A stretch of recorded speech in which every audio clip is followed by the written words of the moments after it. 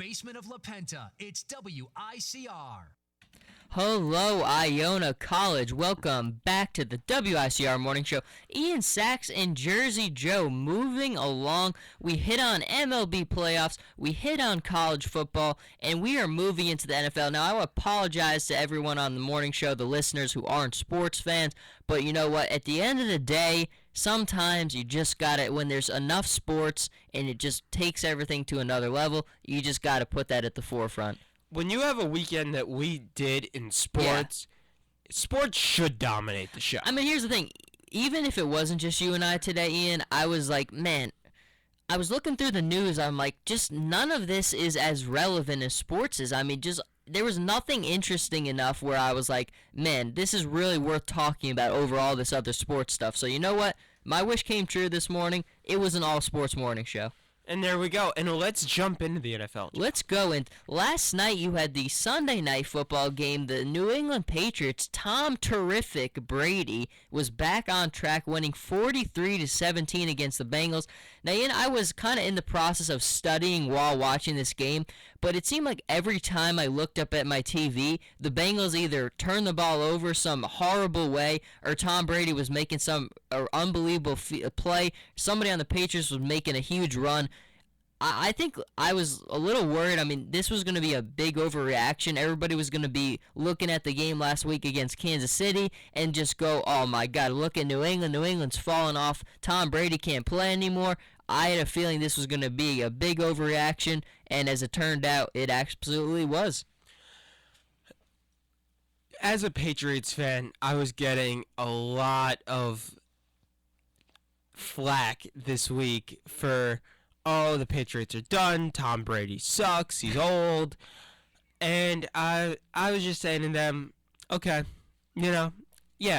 first 4 weeks haven't been good.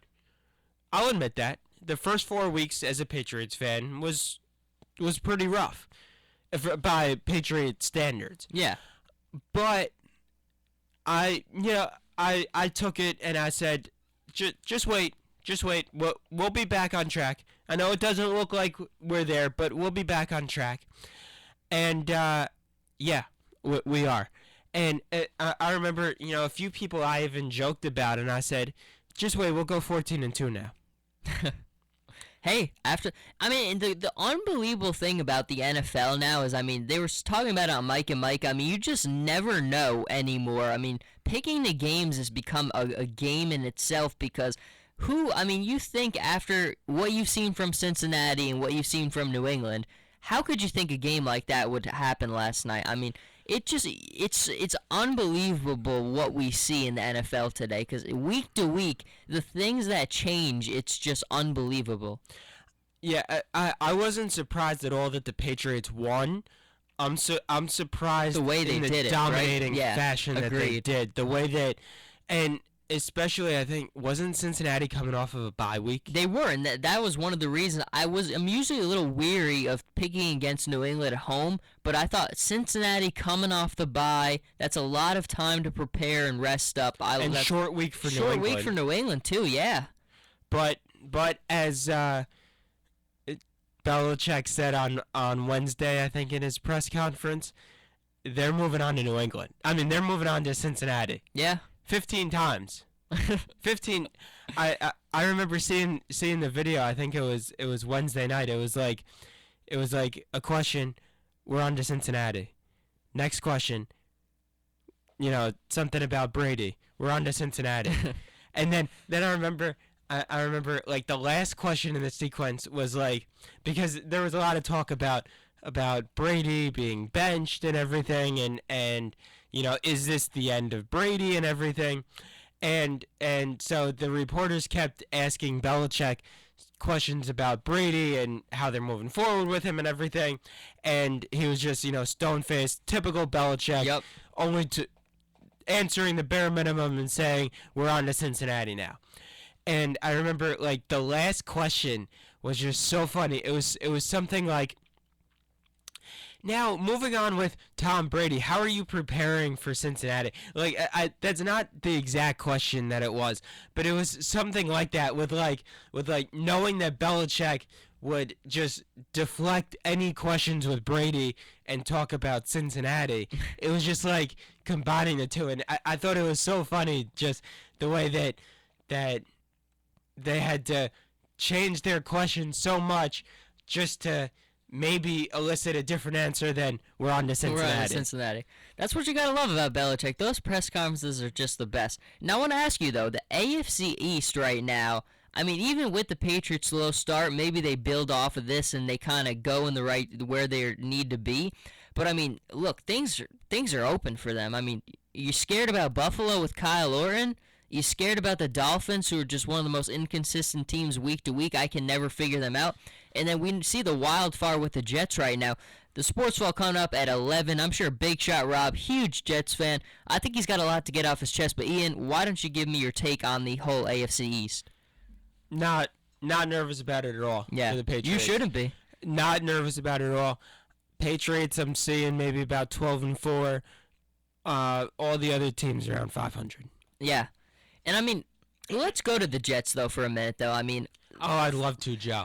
Let's go to the Jets. Absolutely love to. Now, I was obviously you see on the live stream I'm decked out in my San Diego Chargers powder blue. This is not a shot at the Jets fans. Beautiful. I love it. It's just a win. I had to celebrate it, but honestly for the Jets, I mean, it's honestly kind of embarrassing watching at times. I mean, I thought when they put in Michael Vick, you were going to see. I was hoping Michael Vick didn't do well because then you know what you're going to get. You're going to get the whole Vick thing's going to happen again. I've seen that story happen. I don't want to see it again. And Michael Vick was nowhere near. It was not even as good. I mean, he wasn't good at all. So it was just a mess for the Jets. All in all, just horrible. And I've heard a lot of Jets fans clamoring. I mean, is this Rex Ryan's final year here? I mean, with the way things have gone so far. I think Rex was hurt by his early success. I think that's a good point. And I because if you look at the Jets in the regular season, every year, I don't know if they've ever won 10 games. I don't think they have. I know that they've got 9-7. 9-7. What was that? His first year here? I want to say his first 2 years. The 2 years they went to the AFC Championship game. I want to say they went 9-7 both years. Maybe they definitely went 9-7 one year. Yes. And the question is the other year. It was either 9-7 or 10-6. I think it was 9-7. I think you're right. I think it was 9-7. So they've never won 10 games, and they've been in the playoffs twice. Granted, AFC Championship game. When they've gotten there, they've had some decent success. But they've never been able to put a really good season together that you feel like this team is a good team. I think you have got it correct 100%. I had this argument about Brady Hoke in Michigan. Life in sports is all about momentum. You can't start high and then end up low. I mean, you look at Rex took over the team back-to-back AFC Championship games. But since that time, the talent on the team, just their effectiveness on the field as a whole has gone down. You can't start well and then finish. I mean, you got to keep going up, and they've been going down. And as a coach, you can't do that. It's all about how you finish, Joe. It is. And what you have to look at is the way that even when they made their 2 runs to the AFC Championship games, it was like, wow, this team came out of nowhere, and now they're 1 win away from the Super Bowl. Since then, it's been, like, it seems like every year Jets fans are like, oh boy, this is going to be another bad year. And then, they go through their trials and tribulations, and they have their stretch of where they just look absolutely horrible. And then they have their few weeks where they come out and surprise you. Like, they'll have the one game against New England that'll be close. Maybe they'll sneak out the win. And it's like, wow, this team is pretty good. But then, a few weeks later, they have a game like they had yesterday, getting blown out. Now, San Diego's a good team. Oh, absolutely. They're tremendous. Right. So now you can't really say it was like they lost 31-0 to the Raiders. Yeah. So we do have to keep that a little bit in mind, but if you're playing, a pretty good team, you shouldn't lose 31-0 and just get run off the field that way. So it seems like Jets fan, or I don't know about Jets fans, but the Jets organization is okay with the culture that we'll go through our roller coaster season and end up at 500, 8-8. Okay, that's the way it's gonna go. And it seems like that's what the Rex Ryan era is for the New York Jets. I think that's a good point. And the final point I want to ask you on this is, let's say the Jets this season keeps going the way it goes, and they end up just horrible. I mean, let's say they get 6 wins, maybe 6-10 team. When they get to the draft, if there's a great quarterback available, do they close the book on the Geno Smith era and draft that quarterback, or do you give Geno Smith another year or two to develop? I mean, I think based on what we've seen now, if I'm the Jets GM, I got to take another quarterback. I'm not a Geno Smith fan. Okay. I'm not. I don't think he's that good. So if there's another quarterback available who they think really could be their franchise quarterback, then I'd say you have to go for him. But I think one thing we have to keep in mind is how the last 11 games of the season finish up. Yes, that's still a lot of football left. Right. Now, 31-0 yesterday, you can't pin all of that on Geno Smith. No, absolutely. The Jets secondary has as many problems as the Jets offense does. Right. Geno Smith did not give up 31 points yesterday. No.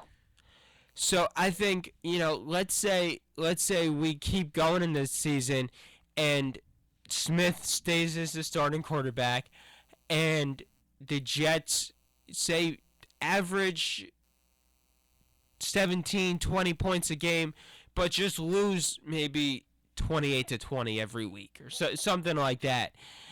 Then I think you have to worry more about the defense, especially with Rex Ryan being a defensive coach. So I think it depends on how they lose the rest of the year. If they keep getting shut out, putting up field goal, 2 field goals, a touchdown every week, then you have to address the offense as well as the defense. But if they're losing shootouts every week, that's not Geno Smith's fault. No.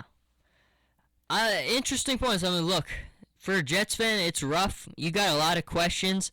Take a deep breath. Enjoy your Monday morning. Hopefully we gave you a nice, entertaining morning show. It is 10:06. We are out of time. But, Ian, thank you for joining me. I mean, this was a really enjoyable morning show. Ton of good sports stuff. Hey, whenever it's sports, Joe, it's always a good Always in. One of my favorite Ian Sachs lines of all time, if it's not sports, I don't know it. I share that same thing. When it's sports, man, you got good stuff with us. But thank you for joining us. Ian, thank you for coming on as well. Everybody, you have a great day. Had the talent, looks, and pedigree of a pop superstar. She was the daughter of gospel singer Sissy Houston. Whitney cultivated the image of a fun-loving but eager good girl. The voice behind songs as perky as I Want to Dance with Somebody and as torchy as what became her signature song, I Will Always Love You. But by the mid-90s, even as she was moving into acting,